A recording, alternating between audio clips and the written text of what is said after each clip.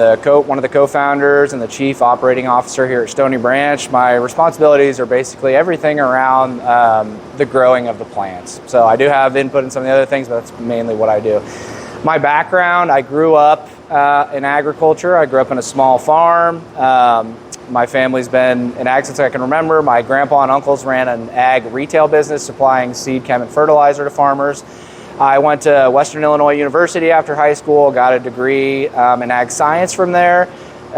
Met my wife, Anna, there. We graduated at the same time. She was finishing her master's. I was finishing my bachelor's. I was the best student in college. Took me a little time to figure out what I wanted to do. Took some breaks in here and there. So once I finally did, was lucky enough to meet Anna, and she had been planning to go to Colorado, and I was interested in getting involved in the cannabis industry, so it seemed like a great fit. So we moved out there together, and then basically spent the next 4 years in Colorado managing a few different cannabis cultivation facilities in the recreational and medical markets. My wife and I got married about a month or two after this. We had decided before we were getting married we were going to do this, so we knew as soon as we got done we were going to go on a honeymoon, we were coming home to pack up our house, and we were moving back to Illinois to start growing hemp. So everything we do and kind of the backbone of Stoney Branch is built around a couple of different things. The main one being soil biology. So everything we do is focused on providing the kind of ideal environment conditions for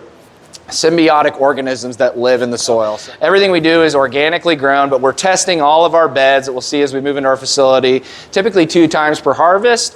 We're looking at the whole profile. We go way far beyond just the typical N, P, and K that you can see in a lot of conventional farming. So everything we do is all about precision and trying to get everything to very specific targets and then maintain it within there. So we use a lot of gypsum, a lot of micronal lime, a lot of oyster shell flour, fishbone meal, a variety of different things. We're using compost that we source just from only about 2 sources in the country we can get stuff that really kind of meets our goals, but basically we're analyzing it the same way we would the soil to look and see, do we have all the organisms in this compost that we need that we want to go into the soil? So I think we can kind of move over into the first greenhouse. So this is our vegetative greenhouse. So it's a 30-foot wide, 108-foot long greenhouse. This is what's called a gable style greenhouse. We do year-round production in here. When the focus is on biology, we really don't want to disturb the soil. We're not working in minerals. We're never trying to disrupt that because a lot of that biology is in the top 4 inches. So the more we get in there and mess with things, the more we disrupt, potentially kill that biology. So pretty cool system. Whole bunch of different genetics going on in here. All just high CBD. It's all hemp. We don't get into any of the THCA world or any of that stuff. This is all what we would call type 3 genetics, high CBD, low THC.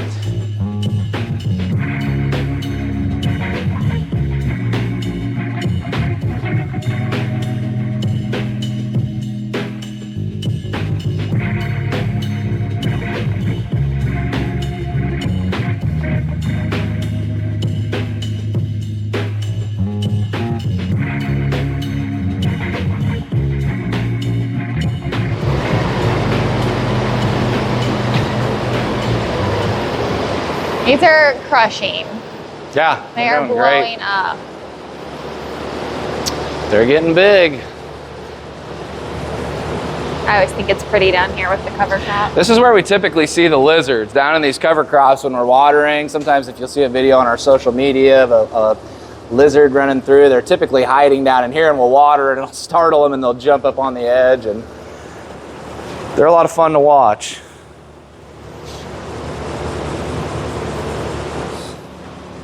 Yeah, they look so good. Some of these are getting way too really big. Yeah. They're going to need some skirting, I think, too, for too long.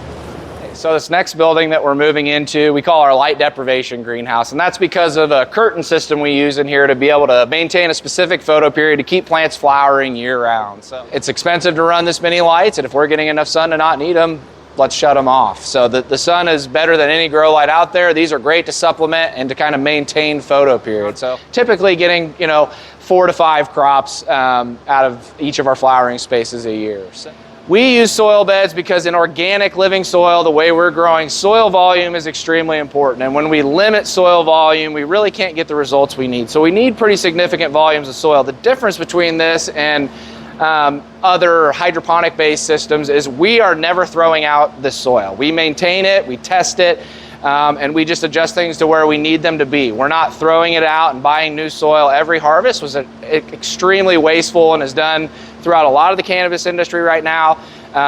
We wanted to take regenerative practices, bring them into our cannabis facility, and learn how to use regenerative tactics to do really high production agriculture. So it's been a learning process, and we're learning more all the time, and that's part of what we love about it. But I think things are going well for us, and I think we'll continue to learn and improve as we just get more in touch with the system.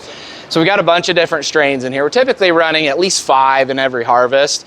And one right here on the end is called Blueberry Waffles. This is the one we were able to win the High Times Hemp Cup with. So really great strain. Got this from John Miner at Big Dog Exotics. If we move into this next bed, this is a strain called Kush Loops. This is from Zoe Therapeutics, a company out of Oregon that we're working with to bring in a lot of new stuff right now, and this is kind of the first tester from them.